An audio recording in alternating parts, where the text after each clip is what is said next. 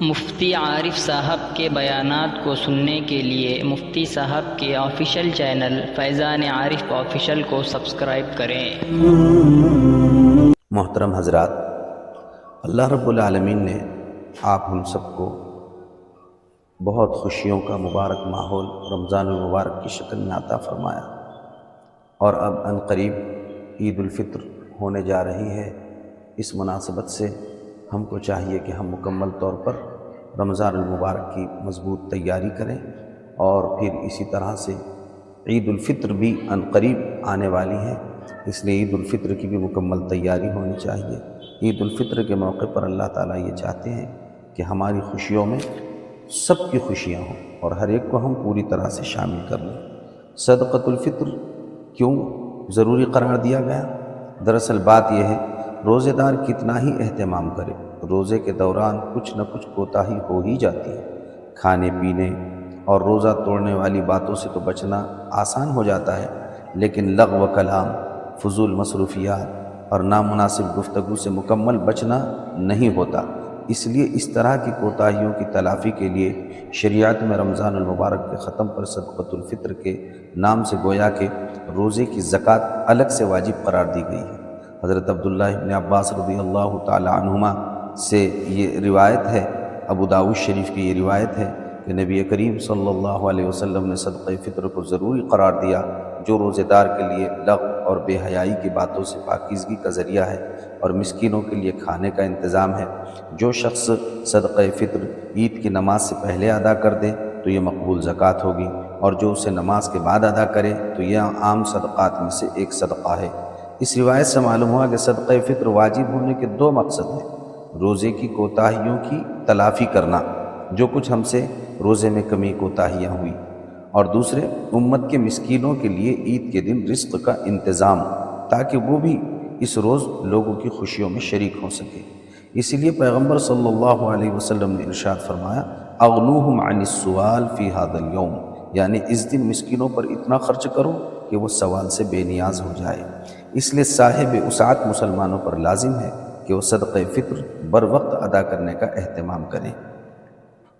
اب یہ بات کہ صدقہ فطر کس پر واجب ہے اور کون مالک نصاب ہے، پہلی بات یہ اچھی طرح یاد رکھیں، صدقہ فطر واجب ہے ہر مالک نصاب، مرد پر، عورت پر، اور اسی طریقے سے جو مالک نصاب صدقہ فطر ادا کر رہا ہے اس کی تمام نابالغ اولاد کی جانب سے بھی ان پر صدقہ فطر نکالنا واجب ہے۔ مالک نصاب کسے کہتے ہیں؟ مالک نصاب ہوتا ہے جس کے پاس صرف 7.5 تولہ سونا ہو اور دوسرا کچھ بھی نہ ہو، تو تب تک 7.5 تولہ سونا نہیں ہوگا، وہ مالک نصاب نہیں ہوگا۔ لیکن ایک دوسرا نصاب ہے چاندی کا۔ چاندی کا نصاب بنتا ہے 52.5 تولہ چاندی پر۔ 52.5 تولہ کے چاندی کے اس دور میں اس کی چاندی بنتی ہے 613 گرام۔ 613 گرام کی چاندی جس کے پاس بھی ہوگی وہ مالک نصاب کہلائے گا۔ سن 1446 ہجری میں 613 گرام چاندی کی رقم بنتی ہے 59,000 کچھ روپیے۔ لہٰذا جس شخص کی ملکیت میں 60,000 روپے تقریباً، اگر اس کی ضروریات سے زائد، مثلاً رہنے کا گھر ہے، چلانے کی سواری ہے، گھر کے کھانے پینے کا اور ضروری برتن ہیں، تو ان سب چیزوں کو چھوڑ کر بینک بیلنس اور زائد اگر اس کے پاس 60,000 روپے یا 60,000 روپے کا سونا چاندی یا مال تجارت ہے، تو ایسا شخص شریعت کی اصطلاح میں مالدار کہلائے گا، اور اس کو چاہیے کہ وہ خود اپنا اور اپنی نابالغ اولاد کی طرف سے وہ صدقہ فطر کو ادا کرنے کی فکر اور کوشش کریں۔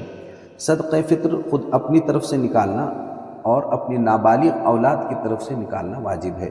بالغ اولاد کی طرف سے، بیوی کی طرف سے صدقہ فطر نکالنا یہ جو ہے ان پر ہی ضروری ہے جن پر واجب ہوا ہے۔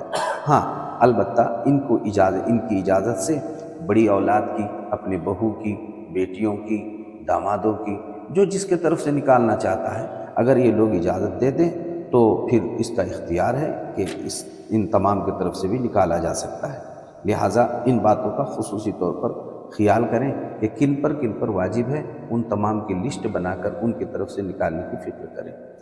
صدقہ فطر ادا کرنے کا وقت، صدقۃ الفطر ادا کرنے کا وقت مستحب وقت عیدگاہ جانے سے پہلے کا ہے۔ اگر کوئی رمضان بھر میں کسی بھی دن نکال دے تو گنجائش ہے، البتہ صدقۃ الفطر جو ہے عید سے 2-5 دن پہلے نکالنا چاہیے اور اس کا خصوصی طور پر اہتمام کرنا چاہیے۔ صدقۃ الفطر میں کیا چیزیں دی جائے؟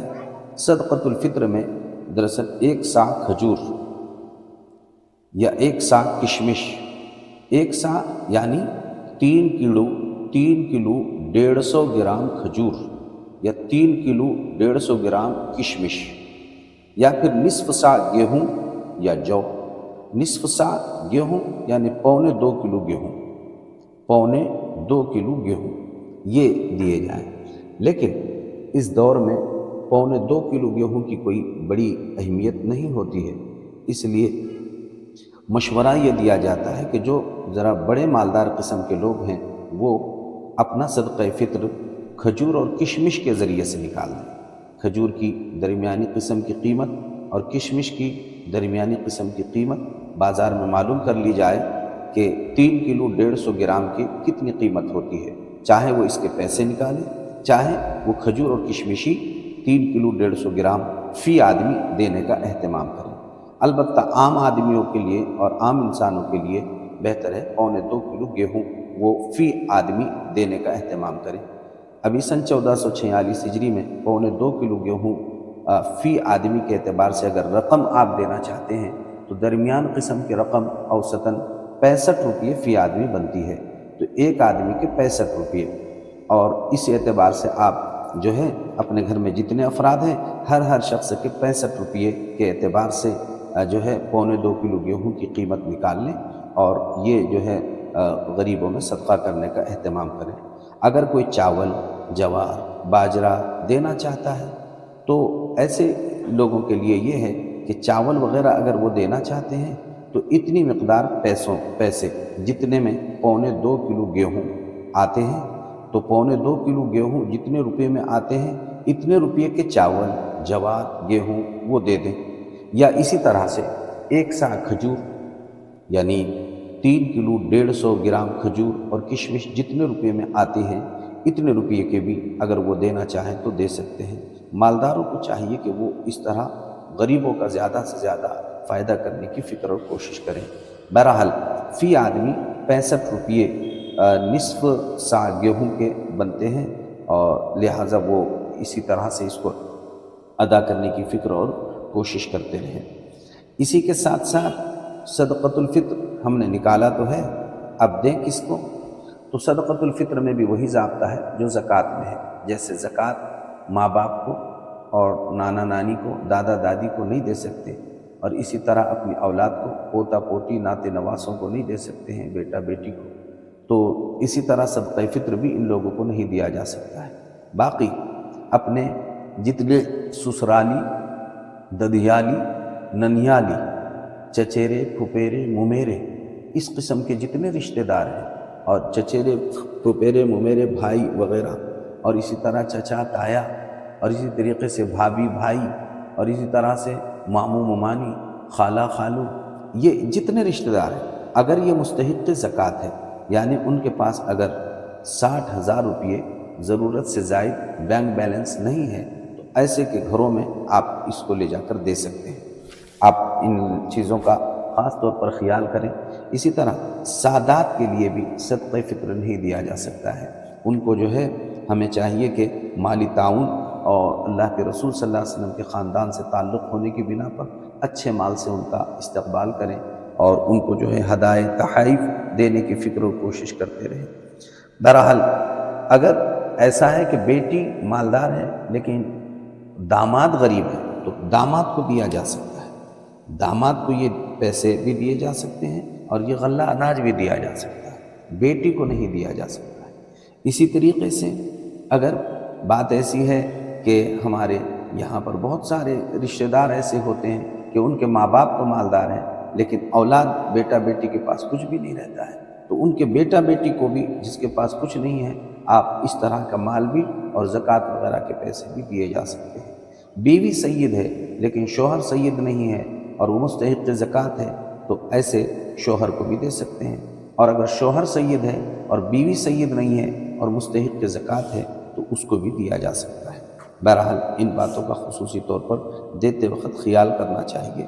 اللہ تعالی ہمارے اس عمل کو بے انتہا قبول فرمائے، دعاؤں میں یاد فرمائیے۔ السلام علیکم۔